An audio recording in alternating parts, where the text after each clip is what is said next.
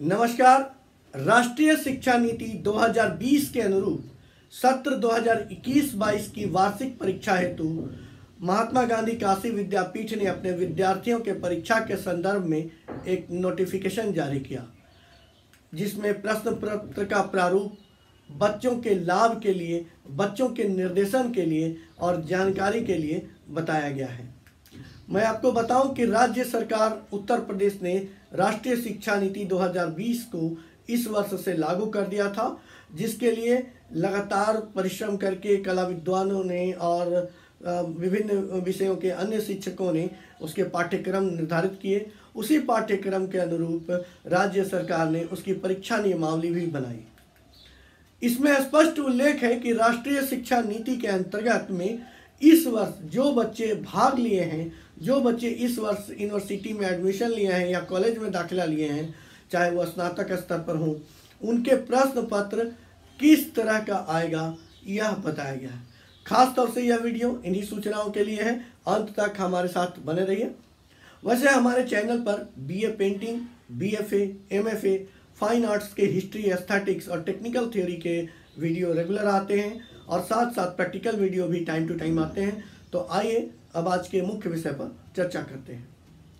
इस वर्ष महात्मा गांधी काशी विद्यापीठ के द्वारा आयोजित परीक्षा में यह 1.5 घंटे का पेपर होगा। जी हाँ, यह 1.5 घंटे का पेपर राज्य सरकार के सभी विश्वविद्यालयों में होगा।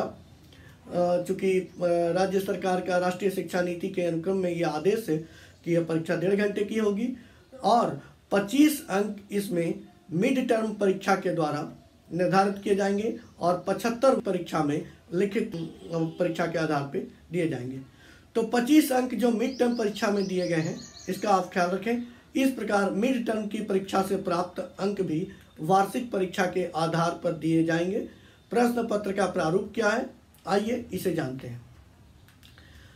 राष्ट्रीय शिक्षा नीति के तहत जो बच्चे इस वर्ष भाग ले रहे हैं, उनके लिए प्रश्न पत्र के 3 खंड होंगे। प्रथम खंड अति लघु उत्तरीय स्तर के होंगे, जिसमें 5 प्रश्नों के उत्तर 2-2 अंकों के होंगे। 5 प्रश्नों के उत्तर विद्यार्थियों को देने हैं, जिनके लिए उन्हें 2 अंक प्राप्त होंगे। ये 5 प्रश्न बहुविकल्पीय हो सकते हैं अथवा संक्षिप्त उत्तर वाले। दूसरे खंड के 5 प्रश्न लघु उत्तरीय होंगे।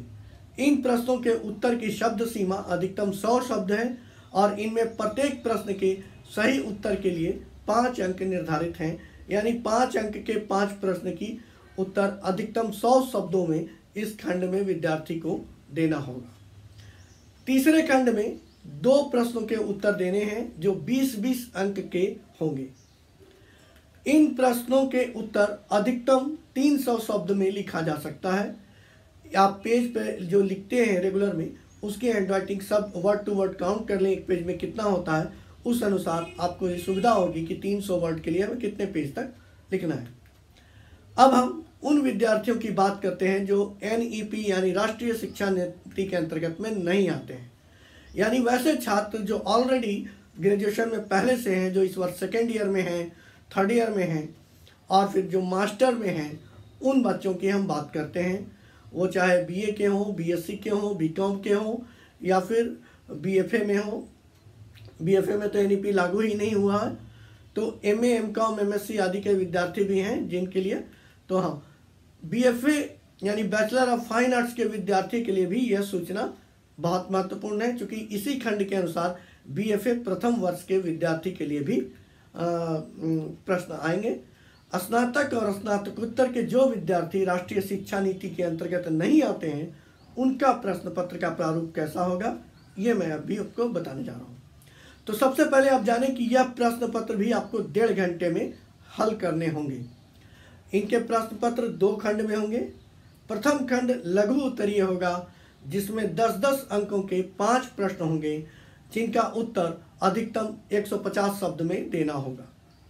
दूसरे खंड में दीर्घ उत्तरीय प्रश्न होंगे, जिनमें से 2 प्रश्नों का उत्तर देना होगा और इन 2 प्रश्नों के लिए 25-25 अंक निर्धारित हैं और अधिकतम 350 शब्द में आप इनका उत्तर दे सकते हैं। देखिए, परीक्षा कॉपी में एक पेज में सामान्य अक्षरों में लगभग 130 शब्द आते हैं। कुछ विद्यार्थी बहुत स्पेस छोड़कर लिखते हैं तो उनकी कॉपी में एक पेज में लगभग 70 शब्द आते हैं। इस आधार पर आप समझ लें कि किस प्रकार आपको लिखना है। तो उम्मीद करते हैं यह वीडियो आपको पसंद आएगा।